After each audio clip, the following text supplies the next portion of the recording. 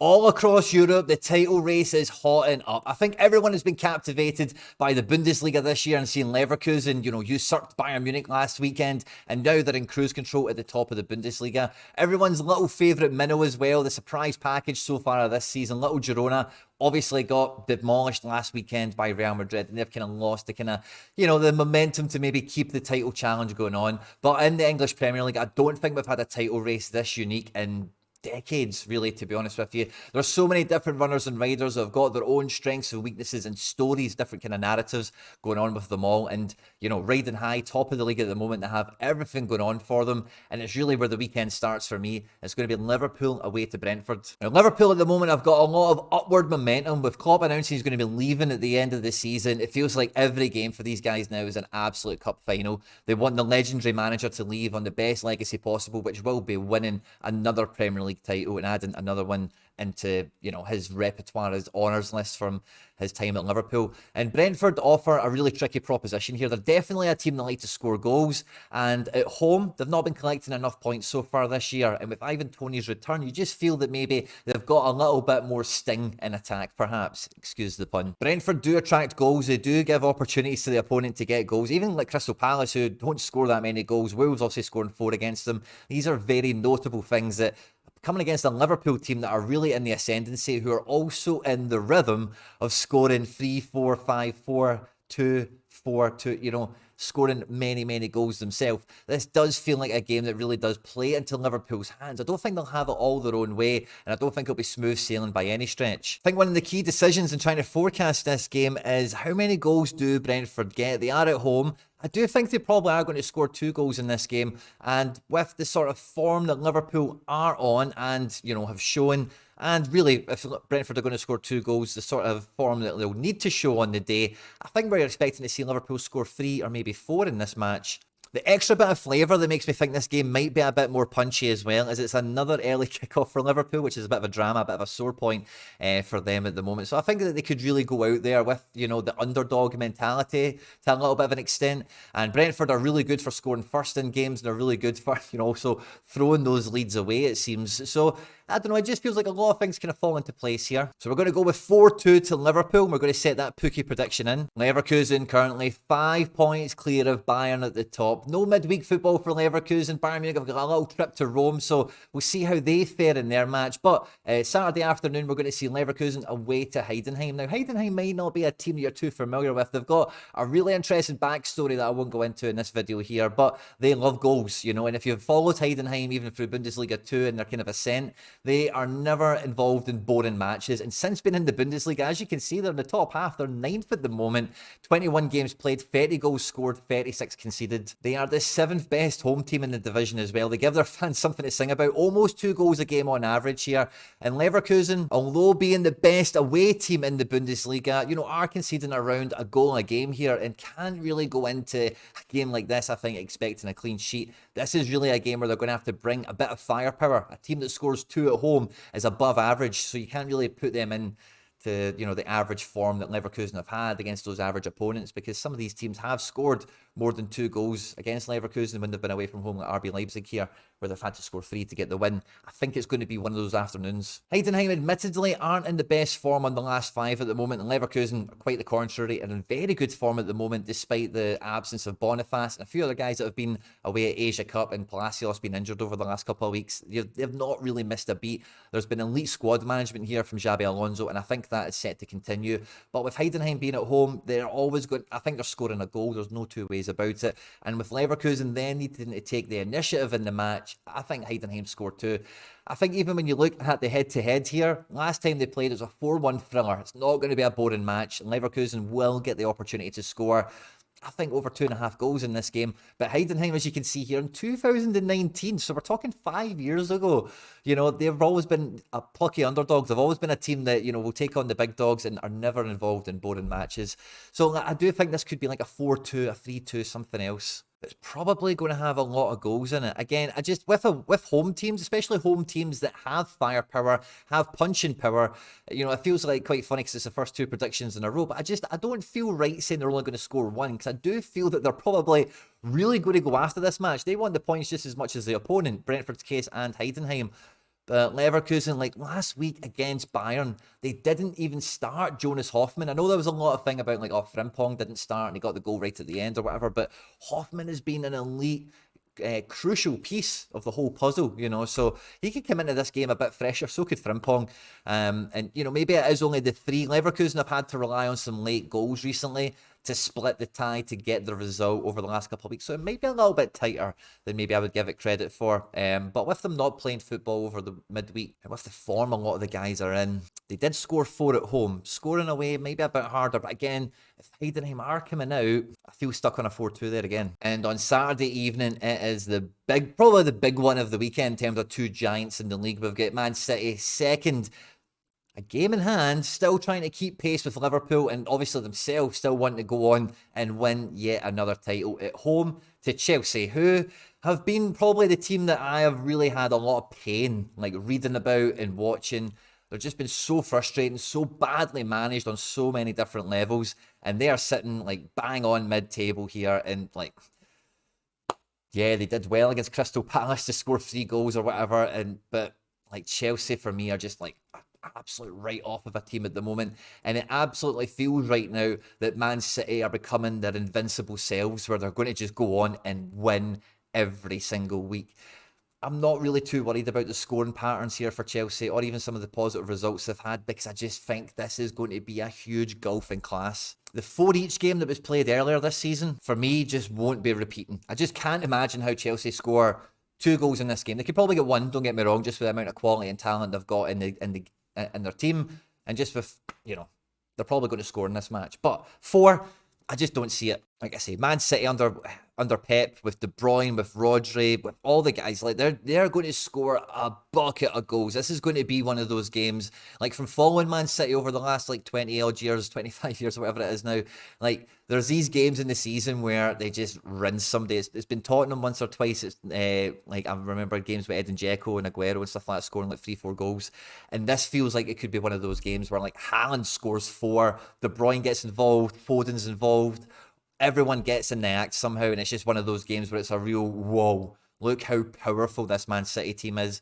And really, on so many metrics, this is probably the closest thing to the perfect Man City team at the moment, and with them having midweek football, I think that really shows, they got the job done in Denmark. They've killed the tie off effectively in their mind in leg 1, then come into this game here, and they're just looking to keep pace and looking to create opportunities and score goals at every single turn.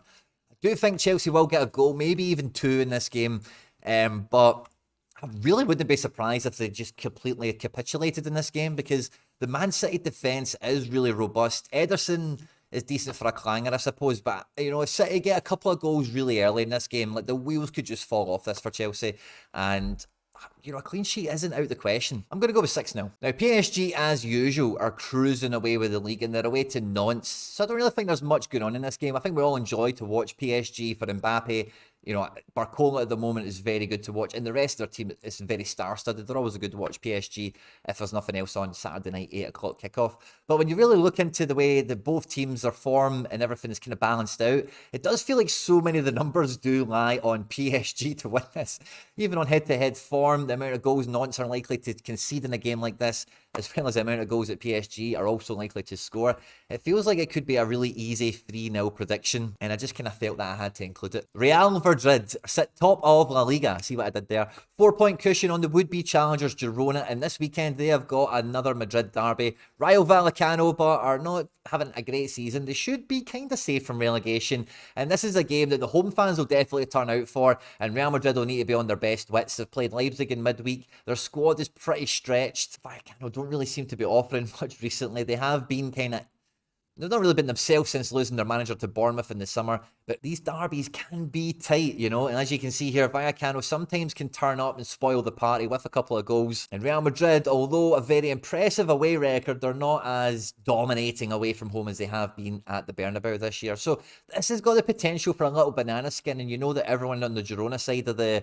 cheerleading pack, as it were, will be watching this game and hoping that Real Madrid pick up their 5th draw of the season, maybe even their 2nd loss, having only conceded 15 goals in 24, with Vallecano only scoring 21 in 24. It does feel that this is going to be a very low-scoring affair. Vallecano, did they get a goal? I'm going to say they do. Real Madrid are definitely not going to leave Vallecano giving the goalkeeper a clean sheet in this game. The talent they've got is just too undeniable. But this could be a game full of bookings and set pieces. The VAR Madrid, the extra time might come into this. It could be a wee bit more hot to trot in that sense. I think I'm going to stick with the low scoring aspect and think that Real Madrid probably do squeak this. Maybe they get a little bit of icing on the cake at the end. I'm going to say not. I'm going to stick with Real Madrid 2, Vallecano 1. Now, for me, I kind of enjoy repeatedly writing off Man United. I can't help myself. But I think this is definitely the write-off derby. Everyone is writing Luton off every week and at the beginning of the season and at every cross-section, every kind of checkpoint of the season, expecting them to get relegated, Man United not to turn up and all the rest of it. But Man United have picked up the form. They are really getting their act together all of a sudden. 33 and 33 has nullified their goal difference, which I'm sure they'll be finally glad to do with some high-scoring games over the last couple. 3-0 at West Ham, really good for their goal difference. Getting 4, I suppose that's only +1 in the end. But Luton are out the relegation zone. They've got a game in hand on a few teams around them. They've been getting draws. They've been beating teams as well. And they are definitely not the pushover that everyone expected, especially at home. It's where they've picked up the majority of their points. And as we've seen with the results they get here, beating Brighton, beating Newcastle, if they're going to get a win, a pretty famous win at that, it's probably going to be at home rather than away. They can use the venue to their advantage. And for where Man United like to play space-wise, Luton aren't going to give them that space in this game. I do feel, but it's going to be a very open, old-school affair. Man United desperately need the points, of course. This would be horrible for Ten Hag's kind of mini revival, as it were, if they were to drop points here. It would be a very bad weekend to drop points with the likes of Villa and Newcastle with the points collection that they've got going on. But Luton are in a relegation fight, and this is a cup final for them, and every point is a prisoner. I can't see Luton scoring less than 2 goals in this game, quite frankly. I think there'll be a calamity. I think they'll score a corner as well. Could they score 3 in a game like this? I think they might have the potential to do that. Man United, but in this little kind of venue, with the strengths and weaknesses that they have, there's no doubt about it that they're going to open up Luton at some point and get on the score sheet, undoubtedly. But do I think they're going to get anything from this match? I really don't. I don't think Man United can get a win in this game. Could they draw at 3 each? Could it be a Desmond Tutu? I'm going to go with the Desmond Tutu on this one. I'm going to go for a draw. Not too sure Luton get the win in this one, but I think they'll have a good time at it. Same kickoff time as well. We've got Bayern Munich, the would-be challengers in Germany, away to Bochum. This is a game that I think everyone looks in the fixture list and says, yeah, Bayern Munich victory, no two ways about it. They're still in pretty good number form. You know, it's not as if they're doing absolutely terrible under Thomas Tuchel. Away from home, there's maybe where they've dropped some more points rather than collected, I suppose. And Bochum at home have only lost once, by the way, so not to be feared. Majority, a lot of draws here. They don't very rare. Wow, they beat Stuttgart 1-0. That's impressive. 3-0. Yeah, they can score, by the way. They've got a bit of punching power in their L5. Bayern obviously losing to Leverkusen. And previously, wow, losing, yeah, I forgot about that. 5-1 to Frankfurt. Do we think Bayern have got another banana skin in them? It would be quite, I don't know if poetic is the turn of phrase for it, but like, if Bayern and Man United are kicking off at the same time, playing like Luton and Bochum, it does feel like the footballing gods would maybe provide them both with a banana skin at the same time. Just how I feel about some of these things, you know. It does feel like there's that kind of untold presence, divine power that does come into football sometimes. I think Bochum scored a goal or two, no two ways about it. It's just trying to think about how strong Bayern will be defensively, because there's been a lot of shuffling at the back with full-backs, with centre-backs. Their whole defensive combinations, even when you take defensive midfield into it, has been so choppy all season. I don't think they've consistently played a back line at all this season. So, you know, is it the stronger elements of the Bayern team that come into it?